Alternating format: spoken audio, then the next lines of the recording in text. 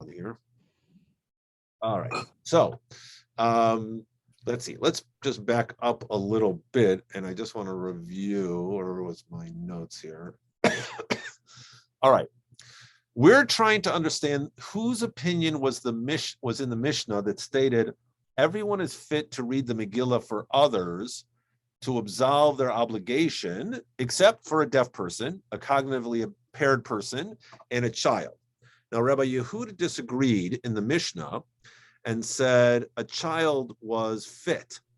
But there's another Mishnah regarding the recitation of the Shema, in which Rabbi Yehuda held that if a person did not hear himself reading the Shema, it's okay, he still fulfilled his obligation.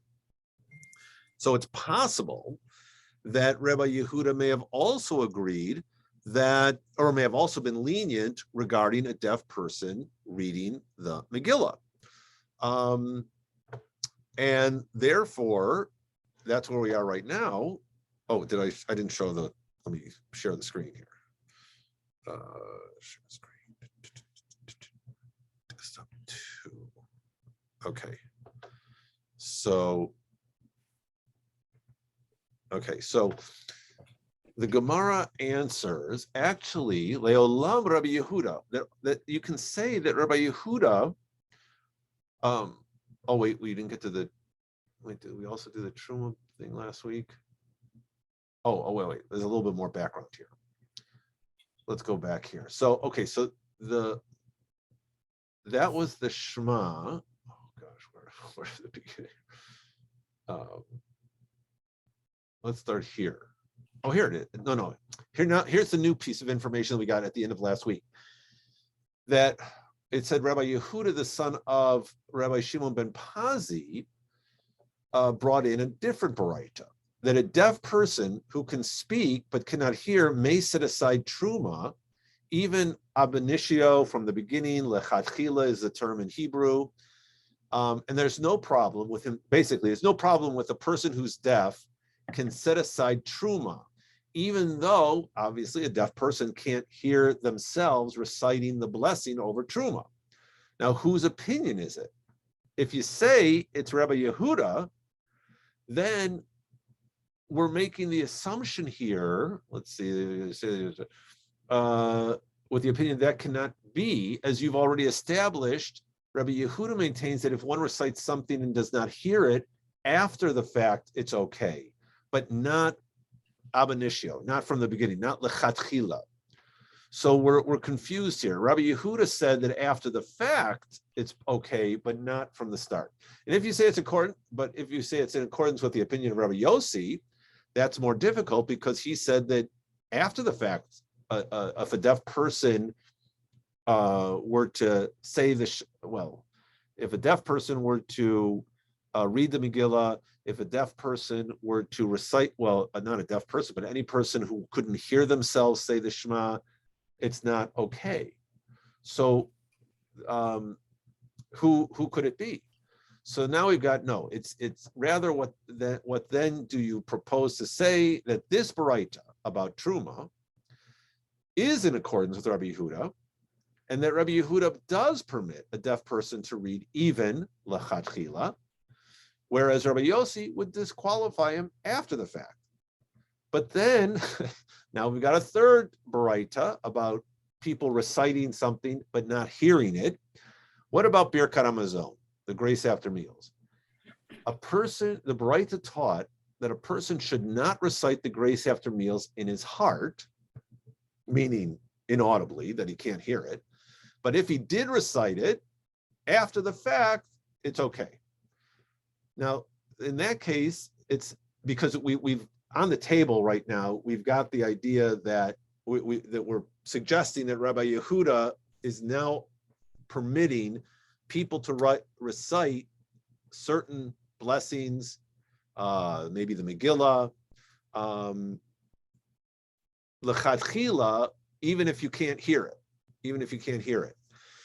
So if you say that a person should not recite the grace after meals without being able to hear it, but it's only okay after the fact, well, that's not what we've been that's not what we're now suggesting is Rabbi Yehuda's opinion. Rabbi Yehuda were holding at this moment everything. If you can't hear it, it's okay, even before even ab initio, lechatchila. Rabbi Yossi, even after the fact, the diavad is the Hebrew term, not okay. So this sounds to be like a middle position of saying the grace after meals after the fact that's okay. Who could that be? All right. Well, the Gemara is now going to suggest, wait a minute. Actually, you can indeed say that the Baraita about Truma was in accordance with the opinion of Rabbi Yehuda, and that Rabbi Yehuda permits a deaf person to read even lechatchila ab initio, and Rabbi Yossi disqualifies the person after the fact, and the Baraita that teaches about grace after meals is only okay after the fact. What's the solution? Because it seems like it's a contradiction here, but in fact, it's not, because what Rabbi Yehuda was doing in this case, in the case of the grace after the meals, Birkat Hamazon, he was teaching not his own opinion, which is the person could say it lechatchila ab initio to himself, but that he was teaching the lesson, the opinion of his teacher, of his master, his Rav, Rabbi Elazar ben Azariah, who required that a person has to hear the Birkat Hamazon recited, but after the fact, it's okay. So that's where that's the resolution of why Rabbi Yehuda was teaching this position about Birkat Hamazon.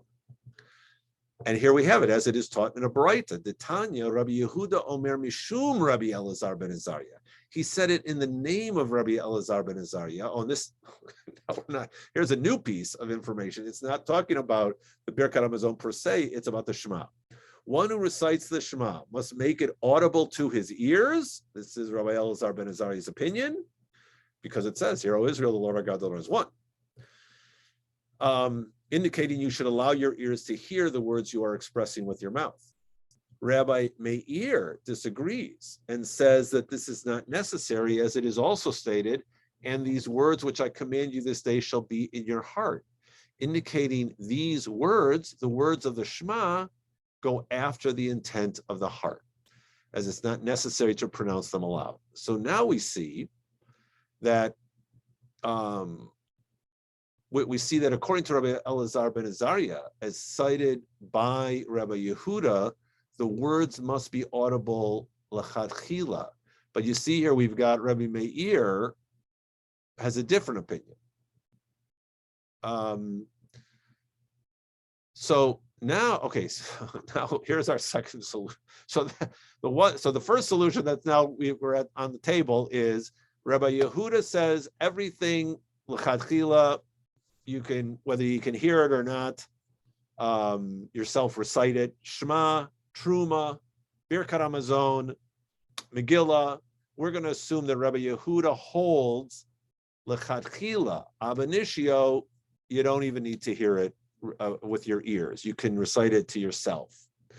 But the confusion was in this possibility that in some cases it seems like after the fact, it would be okay. Lechatchila, no. After the fact, but diavad, okay. Well, that's only because he was teaching his master's opinion. It wasn't his view. So that's the first solution on the table. But actually, yeah. I had another kind of question here. Yeah. As I understand it, at least, I'm obliged to say the Shema. I'm sorry, what? As I understand it, I have an obligation to recite the Shema on various times. Right. Now, a deaf person also has this obligation. Right. Well, I guess that would be yeah. Well, one more point here. Although a deaf person may not be able to hear himself in the sense of auditory sensations, the deaf person certainly is aware of what he is saying. May not hear it, but he knows what he's saying. Right. Well, see, I think that's what's underneath the argument here, which is if you can't hear the Shema, are you obligated to recite it? Yeah. Now, if that's the requirement, then this teaching by Rabbi Elazar ben Azariah that you must hear it, he might be arguing that the deaf person, just like the person with cognitive disabilities, just like a katan, a little kid, might not be obligated to say the Shema twice a day. Whereas Rabbi Meir would disagree and say, no, of course he's obligated, because the verses itself teach Elad, where's the Elad Asher Anochi Mitzavcha Hayom Al Levavecha, Elad Dvarim Asher, that they have to be on one's heart. Well, that means you don't have to necessarily hear it. You have to, it's not necessary to pronounce them out loud. It has to be, you have to be able to say it though. Your intention has to be to recite it. So it might be Rabbi Meir's opinion that a deaf person is absolutely obligated. And Rabbi Elazar ben Azariah might be arguing that a deaf person might not be obligated. What does it mean to hear it?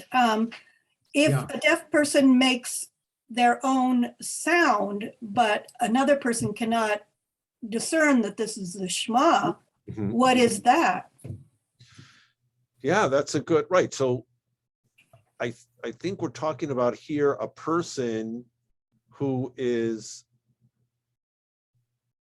well, I don't know. I mean, it could be that we're talking about here a deaf person who is mute, completely mute. There's no, they can't make any sound. Or, and therefore a person who could make out some sounds, express the words, even though we listening to it wouldn't know what he's saying, but the mute person, the deaf person would know what he was saying. Maybe that's okay. I don't know. It's hard to tell in this from this argument, because they're just bringing in the Baraita that doesn't give us too much qualification. Well, yeah, and if you're saying it from your heart, which is extrapolated a little bit in one of these rabbis' opinions, then it's an internal rather than a communal or external action. Right. So I would think that even if you made a sound, although it was not understandable to another, it should count. Yeah, I mean, you could certainly argue that. I think that, you know, today, this is a little bit, the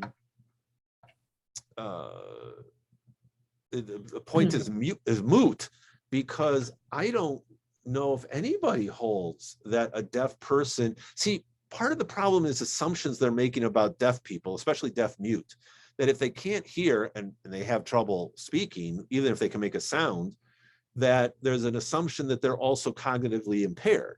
So they don't understand what they're saying.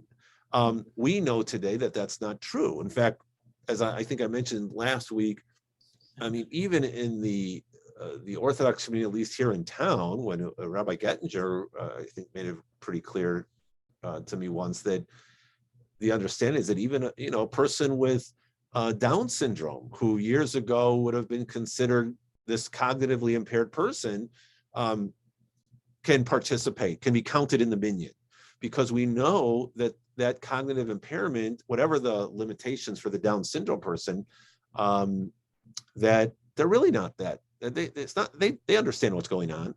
So we don't include them in that category anymore. But clearly in the time of the rabbis, there were assumptions made about people's abilities, and that one's cognitive ability to understand what they are saying and what the meaning of the words are was very important. And if they suspected the person couldn't, then they were suggesting that this person wasn't obligated. But of course, from our perspective, you might say, "Hey, that's great. I don't have to. Don't worry about it." But obviously, from our perspective, the rabbinic perspective, not to be obligated is considered an impairment, right? That's the whole thing about women. You know, the controversy over the morning blessings, where in the traditional prayer book one says, "Thank God for not making me a woman." The idea was, or the basis for saying that was they copied it from the Roman, some Roman statement. But the idea is that women and slaves are not obligated to the same level of mitzvot that free men are. So therefore, that's an impairment. A person might say, "Oh, that's great that I'm not obligated," but that's not how we look. We know that that's not a kindness. That's really, you know, a negative assessment. So that's why we wanted to change that wording, at least in the conservative movement, and we changed the wording because that was a very negative thing. To assess a person, well, you're not obligated as much, so therefore, thank God I'm not like you. So what is the conservative language now? It's Shasali. Wait, I say it every morning, right? Oh, that's okay. Sorky. No, that's not a Let me see. Shasali, not Colson. No. Okay, Wait a minute. This is really irritating me now. got my Siddur here too. It is Sha'asani B'Tsalmo, who created me in the divine image.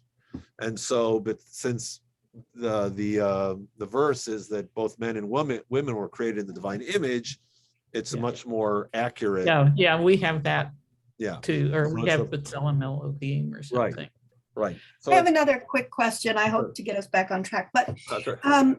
is there Hebrew Sign Language? And if so, do people sign the Shema in the deaf Oh, community? that's a really good Yes. question. I don't know. Oh, is it? Yeah. Is Yeah, that true? Lori did sign language at Camp Ideal, and while Oh. she was looking stuff up, she found a lot of the things about Hebrew Sign Language. It's very similar to American Sign Language, which is in a lot of the ways that's true of a lot of sign language, because sign language in general is very intuitive. Mhm. So you'll get a lot of the same signs for things.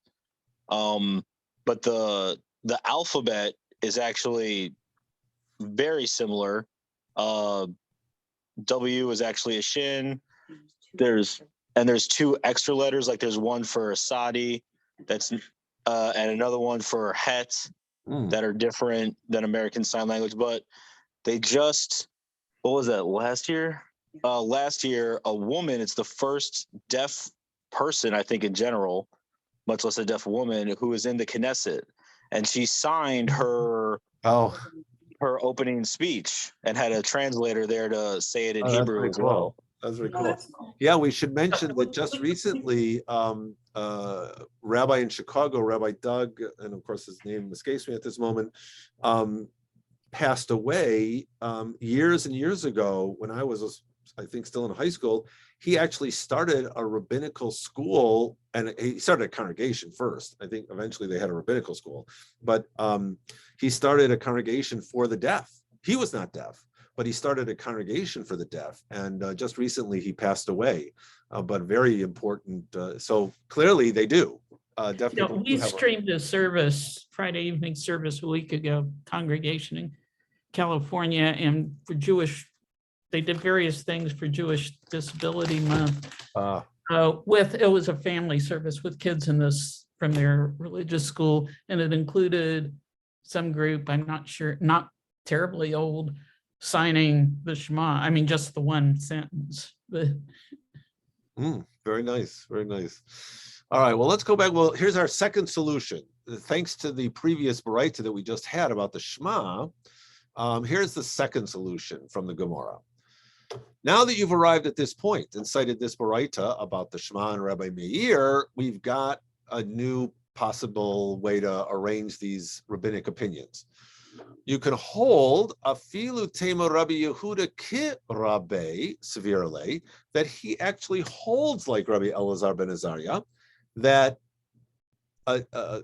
lechatchila ab initio a deaf person's reading is okay only after the fact, which is different from Rabbi Yossi, who said even after the fact it's not okay.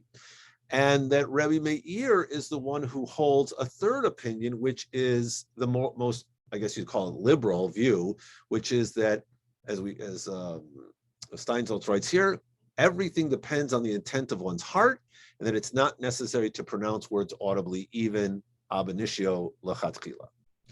Now we get a real case study. It was taught in the Mishnah, Rabbi Yehuda machshir bakatan. Okay, we knew that. And then we have a case example. Amar Rabbi Yehuda katan hayiti v'karitiha lamala me Rabbi Tarfon uskenim belod. So Rabbi Yehuda says, hey, wait a minute, my opinion is from experience. I was a little kid and I read the I assume it's the Megillah, the Megillah before Rabbi Tarfon and the Zkenim in Lod. So there's proof. It was okay. I mean, Rabbi Tarfon is a great rabbi from his generation of the Mishnaic scholars, and obviously it was okay. So they said to him, "Wait a minute, you can't bring proof from the testimony of a minor." I like that, right? Even though you're an adult today, you can't bring proof when you were a little kid. Let's see, where's the notes here? He must have said. Reading the Megillah is a mitzvah by rabbinic law, and it's taught elsewhere that the testimony of adult concerning an event that occurred when he was a minor is valid in questions pertaining to rabbinic laws. So some answer that since the Megillah is part of the Bible, it is judged with the severity of Torah law. That's one possibility. Later commentaries discuss this question at length. Some write that a minor's testimony is accepted in such situations only if he has witnessed a clear, certain fact. However, in this case, it's possible that Rabbi Yehuda indeed read the Megillah before these rabbis, but they did not consider themselves as having fulfilled their obligation through his reading. So, maybe he was just reading, they were just very proud of him. Oh, here's a little kid who's so good. Okay. So anyway, you can't bring proof from testimony of a minor. That's their argument. All right. Well, wait a minute. We've got another baraita. Tanya Amar Rabbi, that's Rabbi Yehuda Hanasi, right? The compiler of the Mishnah. Katan Hayiti. I was a little kid and I read Lamala Me Rabbi Yehuda, and I read it before Rabbi Yehuda. Rabbi Yehuda Hanasi comes a generation after Rabbi Yehuda. Amrulo, Ein Mivi'in Raya Mina Matir. So here the argument is you can't bring proof that the act is permitted from the behavior of the one who permits it. He's the author of the permissible view. So you can't bring proof that that's the halacha from the guy who has the lenient view. Okay, so V'leimru lei. So Gemara now asks, well, let him say, how come the second baraita didn't give the exact same answer as the first baraita, which was you can't bring proof from a minor? And the Gemara's response is chara ve'od ka'amru lei. That is, they said one thing to him and then another. They rejected him with a twofold argument. In the case of Rabbi Yehuda Hanasi, one objection is that you were a minor at the time, and therefore your testimony is disqualified. And furthermore, ve'od, even if you had been an adult at that time and you had testified that you saw some other minor read the Megillah before Rabbi Yehuda, you can't bring proof that an act is permitted from the behavior of the very one who permits it. Okay, new Mishnah. Ein korinet Megillah velo malin velo tovlin velo mazin v'chein shomeret yom keneged yom lo titbol ad shetanei tzachama. Okay, so here are all of these observances that you have to do during the day.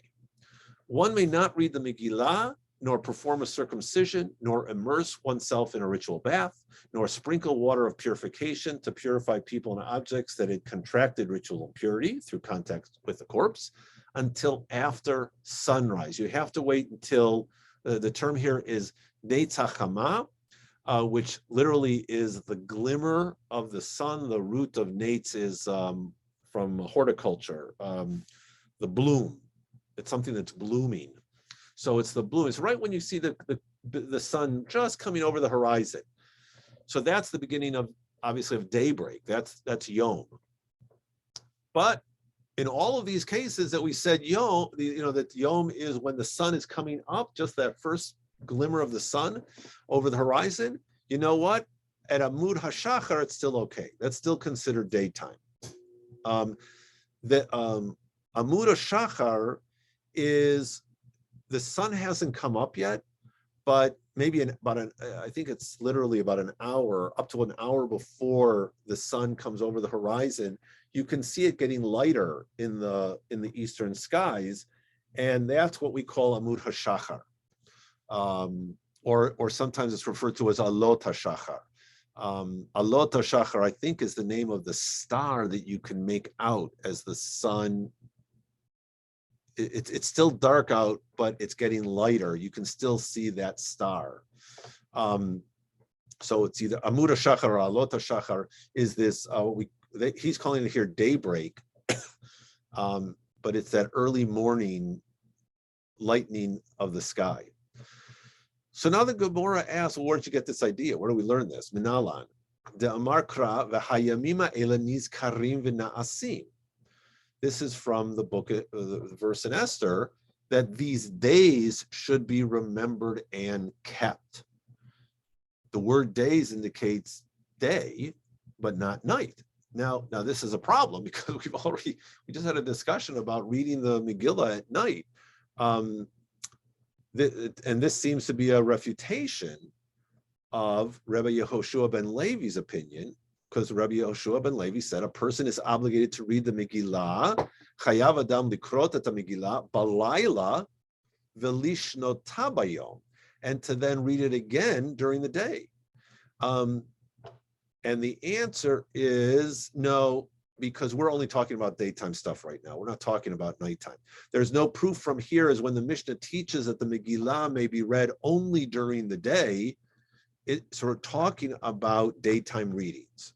And we're not discussing nighttime readings here. And now we're going to go through the different things here. The one has to, Brit Milah has to be during the day. Why? Well, there's a verse in Leviticus, Uvayom Hashmini Yimol.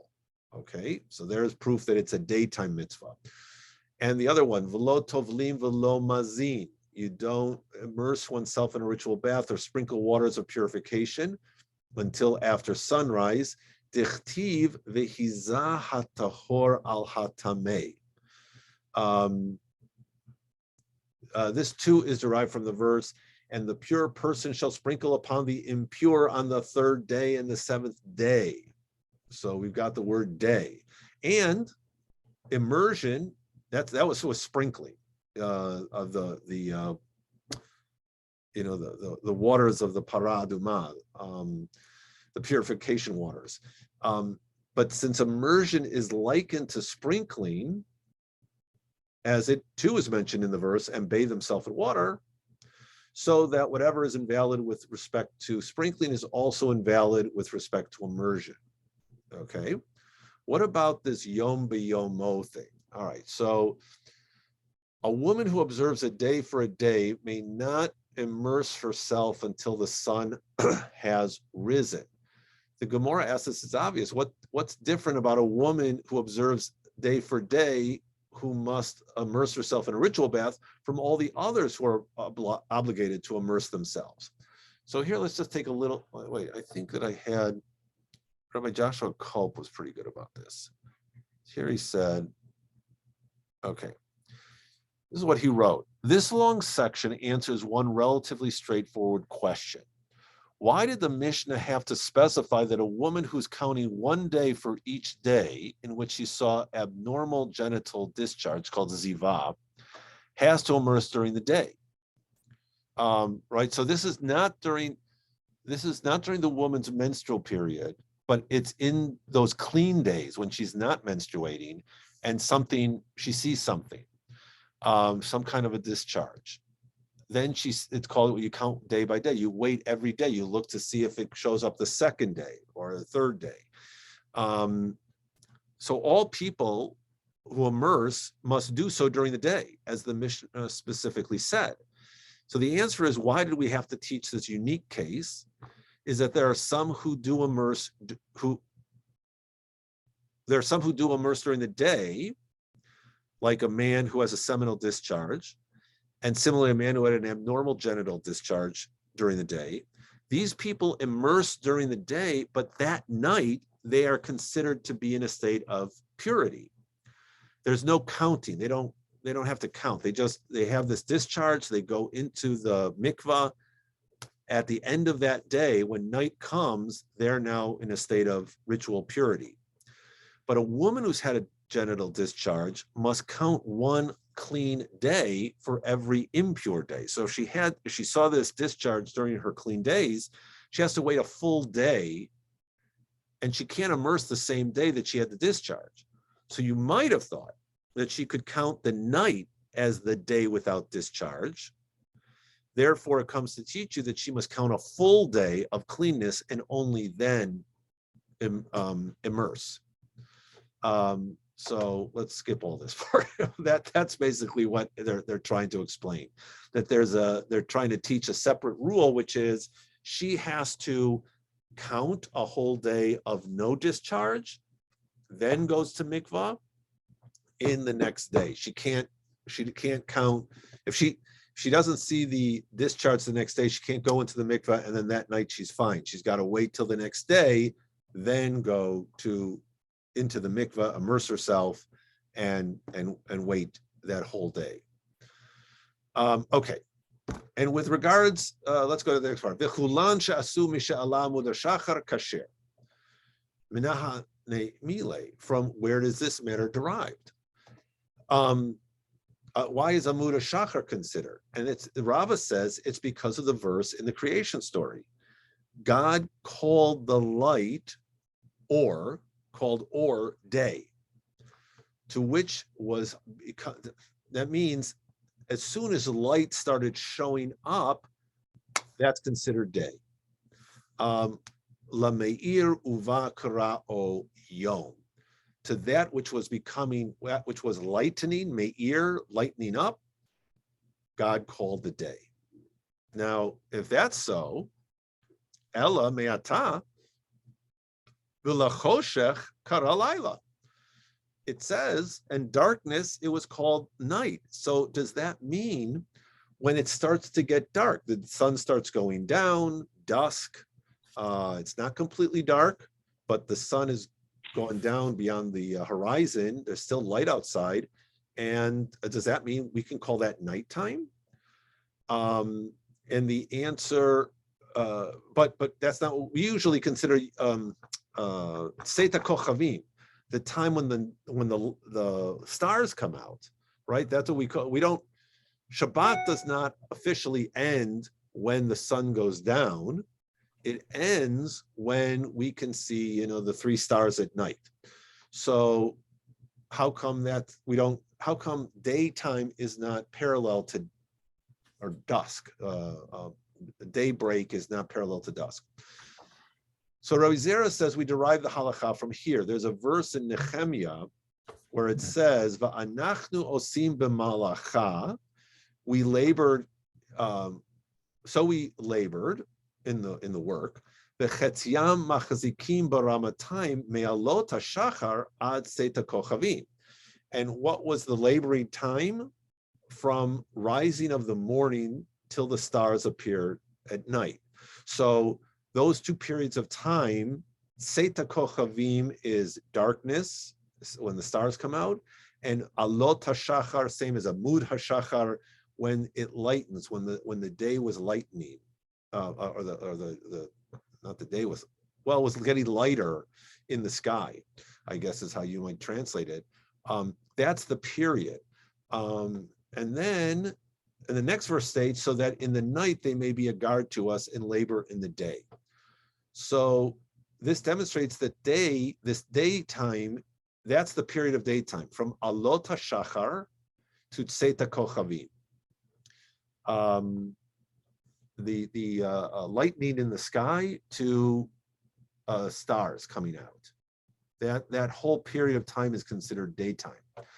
Mai ve'omer. So why does it say why did they say ve'omer, right? They brought the two verses. And the second verse, it says, and it states. What need is there for the additional verse introduced by the word and it states? The second verse comes to deflect the following possible objection. You might say that even after the rising of the morning, it's not yet considered day, and that from the time when the sun sets, it is already considered night. And in this particular incident, it happened that they began their work early, and then they remained working late, even at, when it was nighttime. Therefore, Rabbi Zera continued and said, come and hear that which is said in the next verse, so that in the night they may be guard to us and labor in the day. The entire time during which they worked is referred to as day, which proves that the day begins at daybreak. So he needed that second verse to make the first verse make, I would say, not make sense, but strengthen that first verse, that what the parameters of daytime are. All right, here we got another Mishnah. Kol hayom kasher lekriyat ha-megillah v'lekriyat ha-halel v'letkiyat ha-shofar v'letnetilat lulav v'letfilat ha-musafin v'la-musafin. So now we got that the whole day day that we are considered daytime. It's okay for the reading of the Megillah, to read Hallel. You don't have to read it in the morning services. You could read it later in the day. Sounding shofar on Rosh Hashanah, it doesn't have to be in the morning service. It can be in the afternoon. For taking the lulav, you can do that anytime during the day. I mean, picking up the lulav and shaking it. For Musaf, which is recited on Shabbat and other occasions, and as well as the additional offerings in the temple. Didn't have to be in the morning. Ulevidui haparim, ulevidui maaser, ulevidui yom kippurim. And the entire day is also valid for the time for the confession over the bulls, which is brought by the Sanhedrin or by the high priest to atone for mistakes that they had made in the instruction for the people. So that was a special atonement offering that was made by the leaders. And for the declaration made on the last day of Passover in the 4th and the 7th year of the sabbatical cycle. That's the Vidui Maaser. That's when you bring your offering, your Maaser, and say, I've cleaned out everything from my house that I needed to clean out from the previous year. And for the confession of sins made by the high priest on Yom Kippur over the special offerings brought on that day. Now let's just see what we got here. So, no, that's not what I wanted. I wanted to just look at the confession of well, they don't really explain that. Okay. All right, so, and we've got more things. L'smicha, l'shchita, l'tinufa, lahagasha, l'kmitza, l'ktara, l'mlika, ulakabala, ulahazaya. Okay, more things that the whole day is okay to do for these mitzvot. Placing hands on the head of an offering before you would make the offering, before you would slaughter it, you would put your hands on it. That's smicha, and that can be done anytime during the day. That had to be done before for a kosher offering. Slaughtering itself, waving the offerings when in the temple. Some of these things that were slaughtered there would be a waving action as part of the offering. Bringing meal offerings near to the altar, scooping out of a fistful of flour, which you would burn on the altar. And the burning, the pinching of the necks for turtle doves and young pigeons, because that's how you would kill them. You would pinch their necks, break their necks that way. And for receiving the blood of an offering in a vessel, and the sprinkling of the blood. All of these things you did in the temple on these daily offerings, these were just daytime actions. You couldn't do it at night. It was, and the whole day was okay. Also, here's some more things. V'ulehashgayat sota v'la'arifat ha'egla u'letaharat hamitzorah. The Sotek experience, where a woman suspected of adultery would be made to drink this potion. And if she had committed adultery and didn't admit it, it would be like a truth serum. And if nothing happened to her, then obviously her husband had nothing to worry about. Breaking the neck of a heifer. This was if a corpse was found in a field, somebody had been killed in a field, and they didn't know who the murderer was. The elders of the town would go through this ritual of breaking the neck of the animal as a way of atonement for their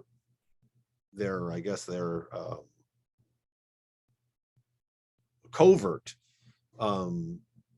sin. They should have been more on top of things, either better security, or they should have been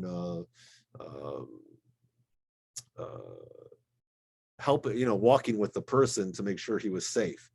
And all purification steps of the leper. These are all things that can be done anytime during the day. Now, the opposite is also true. There are certain mitzvot that can only be done at night. Kol halayla kasher l'tzirat ha'omer. So the whole nighttime period, from Seta Kochavim until the next morning, Amud HaShachar, is kosher for reaping the omer of barley. So that was something done at night. Burning of fats and limbs of the burnt offerings, they would burn all night long. And this is the principle. They have a principle here. Zaklau. Davar shemitzvato bayom, anything where the mitzvah is done during the day, kasher kol hayom, it's kosher the entire day. Davar shemitzvato balayla, anything where the mitzvah is at nighttime, kasher kol halayla. The mitzvah can be done anytime during the night. Okay, so now we're going to go through each of these items. Minalan, where do we learn that these things are done during the day? Damar kra v'hayamima ela nizkarim v'nasim. That was that verse that we had before from Esther, that the verse states, and this is regarding the Megillah, these days should be remembered and kept.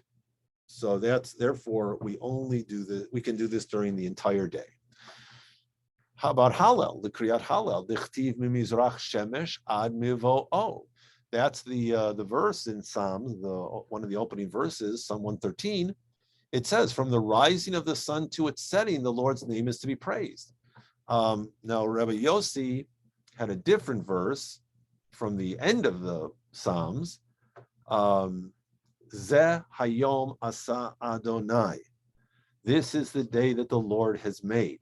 So you got two different possible verses that explain that the Hallel can be recited during the day, or is recited only during the day and the entire day. Of course, there is one exception to that.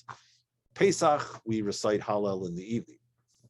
But, So, I mean, this verse in Esther is clearly talking about 24-hour days, right? You aren't going to forget at night.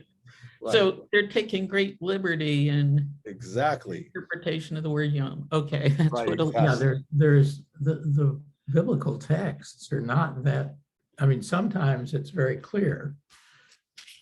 But generally, they're not that scrupulous about the use of the word day.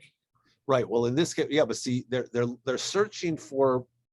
See, They're searching again, we've desperately. talked about this. That you have a practice. What And now you comes want to first? justify it. Yeah. Yeah. Right, exactly. What comes first? Is it the practice that comes first, or is it the interpretation that comes first? Usually, it's the practice that comes first, and then they want to make a statement that the Megillah can be read now. Of course, the Megillah is also read at night. We've seen that, but regarding the daytime reading of the Megillah and the idea that you can read it the entire day, they got to find a verse. So they hook it on this v'hayamim ha'ela, these days. So now we're translating it hyper literally. Day means 24 from the sun coming up to the sun going down. Daylight hours. Right, daylight hours. Whereas And so here with Hallel, again, the first, Well, the first one is clearly talking about daylight hours. right, exactly. But the second one is clearly talking It could about. a be, full right, day. could be understood either way. The linitilat lulav, all of them are going to be, they're going to find a word, they're going to find that word yom in a verse talking about the mitzvah, and that's going to be their proof. Taking up of the lulav, it says, you shall take for yourselves on the first day. Okay, there you got day. Shofar, it is a day of sounding to you. Yom tru'ah ihya lechem. For Musaf, it's Devar Yom Biyomo, to sacrifice an offering made by fire to the Lord, a burnt offering, a meal offering, a sacrifice libations, each on its own day. So that's referring to the additional offerings. Let's see what the note says.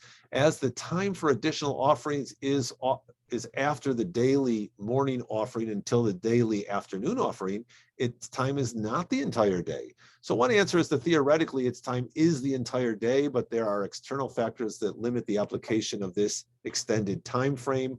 Another possibility is that the additional offering may indeed be valid after the fact if it is brought at any time during the day.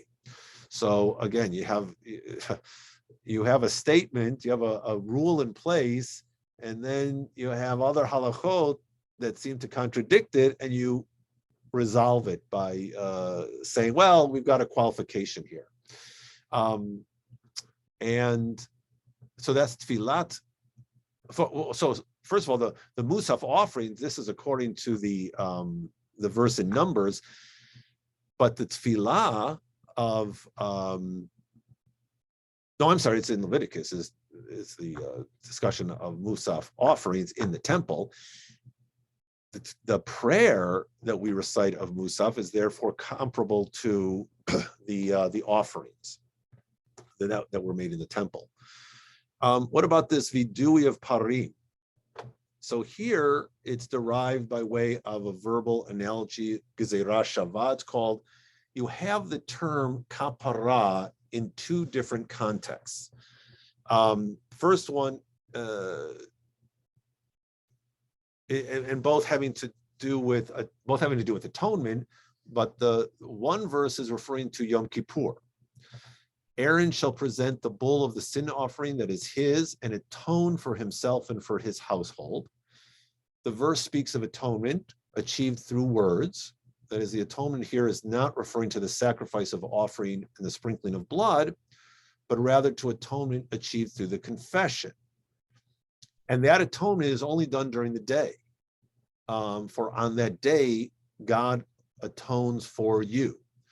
Just as the atonement on Yom Kippur must take place during the day, so must the other cases of atonement, of kapara, where it said the verse about confession over the bulls, also use the term kofar. So therefore, you connect the two words, link the two contexts together.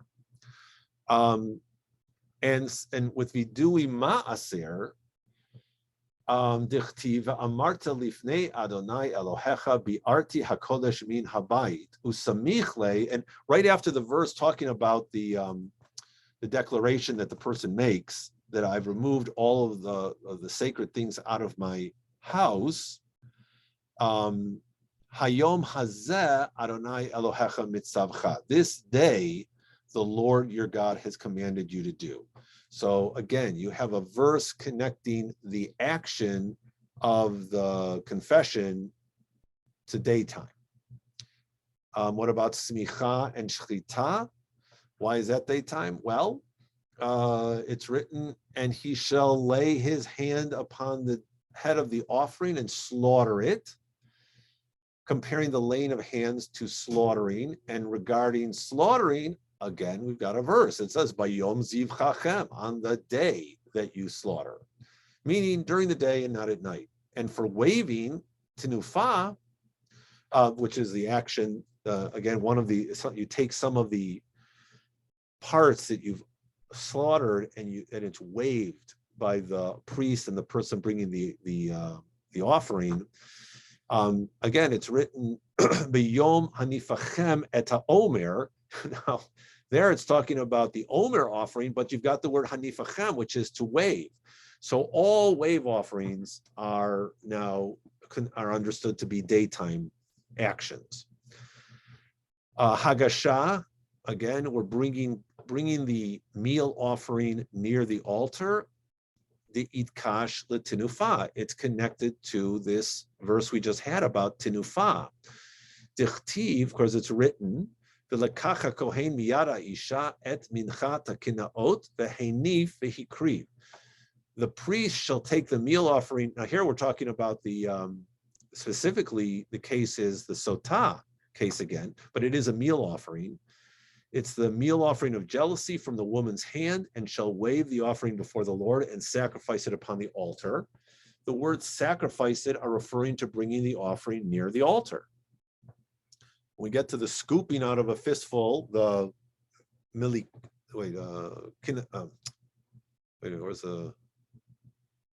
kimitza.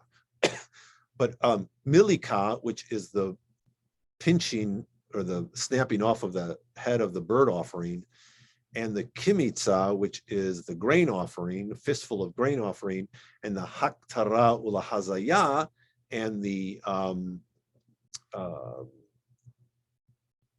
burning of that offering, of that meal offering, and the sprinkling of the blood after the animals have been slaughtered. All of these come from this verse. This is the law of the burnt offering, of the meal offering, and of the sin offering, of the guilt offering, and of the consecration offering, and of the sacrifice of the peace offering, which the Lord commanded Moses on Mount Sinai on the day, B'yom Savoto et B'nei Yisrael. Once again, you've got a day reference in there. Hashkat Sotah Atya Torah. Here's another verbal analogy, or Gezerah Shavah. You have the word Torah, which in this case means instruction, and Torah in another context, and you put the two together. So what's the two contexts? With regard to giving the sota to drink from the bitter waters, this is derived from a Gezerah Shavah between an instance of the word Torah and another instance of the word Torah. In the case of the sota situation, the priest shall execute upon her all this Torah, all of these inscriptions, they're translated as Torah. And it is written there with regard to judgment in Deuteronomy, Al pi ha-Torah asher yorucha ve'al hamishpat. According to the Torah, which they shall teach you, and according to judgment, which they shall teach you. And when is judgment done? Ma mishpat bayom, af kan bayom. So just as judgments, just as a court sits in judgment only during the day, and you have that connected to the word Torah, you have the ritual act of giving the woman the bitter waters only during the day, because the word Torah shows up there too. And again, you know that, I mean, in some sense, this is very arbitrary, because the word Torah shows up in a lot of cases, although I suppose, I'm trying to think, most of the time the word Torah, meaning instruction, shows up, it's probably daytime activities, but you know, they've chosen it. And so in a sense, it almost feels arbitrary, but again, I think these were the customs. This is the way it was done. And then they retrofit these verses to make sense of it. Here we get the arifata egla, the breaking of the neck of the heifer. Here too, okay, so Amri Devei Rabbi Yanai, this comes from the school of Rabbi Yani. Again, kapara kativ ba kakodashim. The word kapara here, the concept of atonement is in this case as well. So we have atonement is written with regard to the heifer, teaching that it is treated like sacred offerings. And it has already been established that all actions relating to offerings must be performed during the day. And when we come to the purifying the mitzorah, the person with that sara'at disease, again, zot tehiyeh torah mitzorah b'yom taharato. on the day of his cleansing. Okay, I think we finished the page. All right. So we're almost done with chapter 2. I think we're in chapter 2, right? I forgot what chapter we're in. We're chapter 2, I believe. So we're almost done with this chapter. We'll get to that next week. But there you have it. Here we're the Gemara, the Mishnah had given us a number of rules that these are things that are done during the day. We're going to get to the ones that are done during the night. Why? And now the Gemara fills in the blanks. Here's how they came to it. But this is in many ways after the fact. Now, I should be careful here. It could be that the teachers of the Gemara had these traditions. And the Mishnah didn't. The Mishnah, again, is closer to like a law code. So it's just kind of giving you, here's the things you do during the day. It's now the responsibility of the Gemara and the teaching in the academy to determine where did they come up with that idea. And they have these verses. It may have been that was an oral tradition that didn't make it into the Mishnah, but now they've pulled it out for us. They've stretched it out and given us the basis for it. So, all right. So we will meet next week and we will finish our next chapter. Okay, thank you. Okay, All thank right, you. Yesh Koach. Take care. Well done. Have a good day. You too.